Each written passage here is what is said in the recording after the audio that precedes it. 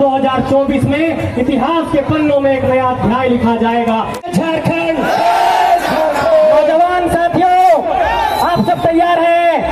ठोक कर कहिए कि हाँ, राजनीति करने आए हैं क्योंकि तुमने हमारे माटी को छला है। तो जब वोट देने की बारी आए और जब बेटी देने की बारी आए तो उस पर चिंतन करिए। तो भी ये कहना चाहते हैं कि बेटियों को पढ़ाइए। और एक बात कहा था, यहाँ के बहुत बड़े एक शख्सियत हुए हमारे इलाके में, टिकलाल बाबू, टिकलाल महतो ने कहा था कि जब भी अपने भीतर विचार करने की जरूरत होगी तो जब वोट देने की बारी आए और जब बेटी देने की बारी आए तो उस पर चिंतन करिएगा। इसलिए मैं ये कहना चाहता हूं कि वैसे लोग जो लोग यहाँ पर लूट रहे हैं झारखंड को, कि झारखंड एक परिवर्तन के लिए तैयार हो चुका है और अब इस आग को बुझाने की कुव्वत किसी में नहीं है। ये आग की ज्वाला जल के रहेगी और झारखंड में बदलाव होकर रहेगा।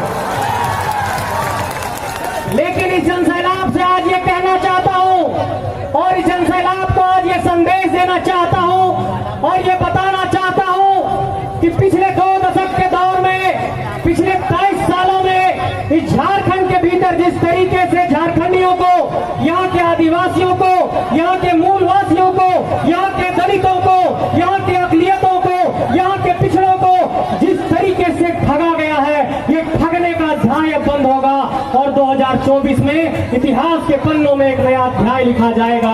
इसका संकल्प आज सबको लेना है मेरे साथियों।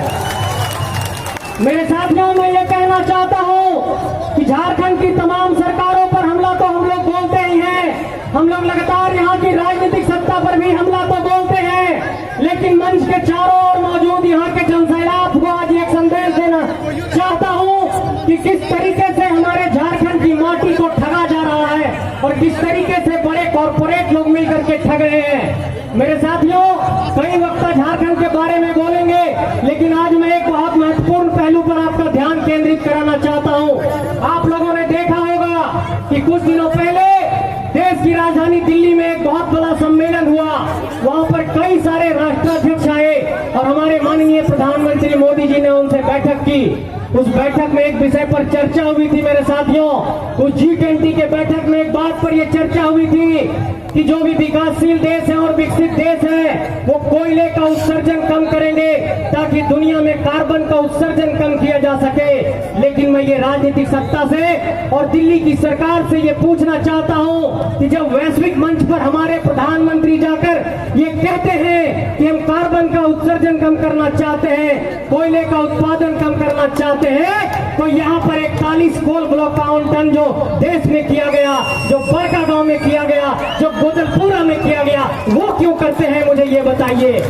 वैश्विक मंच पर कहते हैं कि कोयला का उत्सर्जन कम करेंगे, कार्बन का उत्सर्जन कम करेंगे, कोयला का उत्पादन कम करेंगे, और जो अडानी जैसे लोग हैं उनकी गिद्ध की निगाहें हमारी जमीन पर रहती है कि वहां से कोयला निकालेंगे और उनको कोल ब्लॉक का आवंटन देते हैं, ओपन कोस्ट माइनिंग का आवंटन देते हैं। इन लोगों की होशियारी को समझना पड़े। चाहे कि यहाँ के नौकरशाही हो, चाहे यहाँ के नेता हो, आपने गौर किया होगा कि यहाँ के नौकरशाह जेलों में बंद है जमीन लूट के मामले में। इस तरीके से कहीं ना कहीं ये दिखाई पड़ता है कि पूजा सिंघल जैसे लोग, छवि रंजन जैसे लोग, वीरेंद्र राम जैसे इंजीनियर इस झारखंड के भीतर नौकरशाही को भी दीमक लगा चुके हैं। इसलिए इस राज्य में सिर्फ नेताओं से नहीं लड़ना है, इस राज्य में नौकरशाही से भी लड़ना है और इस लड़ाई को आप सब अंजाम देंगे।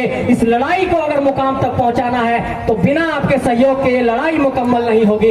इस लड़ाई को मुकम्मल करने के लिए एक बार पुनः आह्वान कर रहा हूं कि झारखंड की इस धरती को आइए हम एक नया तेज देते हैं, एक नया आग देते हैं और घर घर से एक आंदोलनकारी पैदा करके झारखंड की धरती में एक उड़ान को पैदा करते हैं। मेरे साथियों, तैयार हैं आप सब? क्या संकल्प लेने को तैयार हैं? दोनों हाथ उठाइए, जोर से बोलिए जय झारखंड।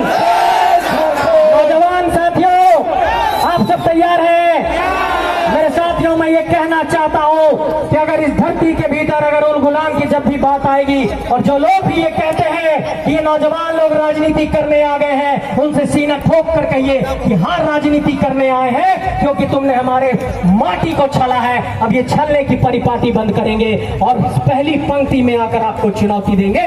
उन लोगों को चुनौती देना सीखिए मेरे साथियों। और जब तक ऐसे लोगों से हाथ मिलाकर बात नहीं करेंगे, ये लोग इस माटी को लूटते रहेंगे। इसलिए जमीन बचाने की बात हो, नौकरी नौकरी बचाने की बात हो, स्थानीय नीति बनाने की बात हो, नियोजन नीति बनाने की बात हो, झारखंड के 3rd और 4th ग्रेड के नौकरी में प्राथमिकता की बात हो, ये झारखंडियों के हक अधिकार की बात है। और तब तक मैं ये कहना चाहता हूं आप लोगों से कि लोग ये कहते हैं कि ये झारखंडी लोग नफरत फैला रहे हैं, लेकिन चारों बगल देखिए तिरंगा भी लगा हुआ है। इसका मतलब कि इस सार्वभौम संप्रभु सत्ता का जो प्रतीक हमारा तिरंगा है, इससे मोहब्बत तो है ही, लेकिन ये जो हरा गमछा हर माथे पर लगा है और छाती पर है, उस हरे रंग से भी उतना ही प्रेम है।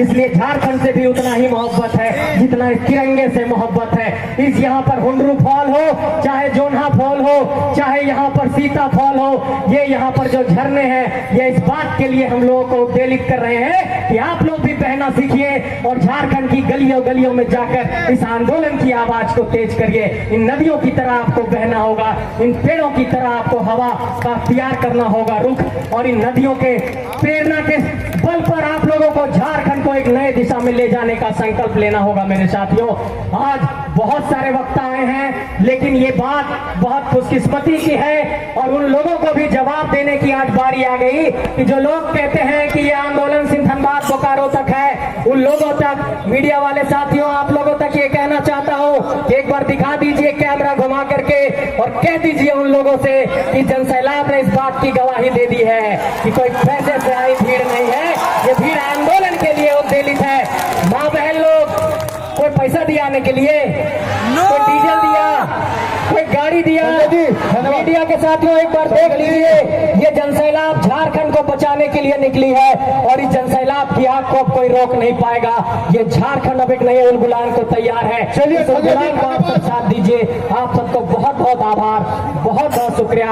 आप लोगों ने बहुत ध्यानपूर्वक और धैर्यपूर्वक सुना। एक बार जोर से बोलिए जय झारखंड, जय झारखंड। बहुत बहुत धन्यवाद।